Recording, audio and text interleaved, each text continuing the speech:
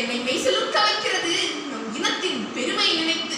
மலையின் சிகரம் மிக உயரம் என்று ஓய்ந்து போகாதே, எறும்பின் ஊதை கொண்டே எரிப்பார் அந்த சிகரம் உன் செருப்புக்கு கீழே வந்து மண்டியிடும் என்ற பொன் வரிகளை வாழ்வில் ஒவ்வொரு நாளும் செயல்படுத்தும் மீனவன் புயல், மழை, காற்று, சூறாவளி, கடல் கொந்தளிப்பு இவைகளை மறந்து ஒரு வேளை உணவிற்காக இந்த இயற்கை சீற்றங்களை எதிர்த்து போராடி வீடு திரும்பும் வீர மரபனான மீனவனை நினைத்து வீரத்தோடு பெருமை கொள்கிறேன்.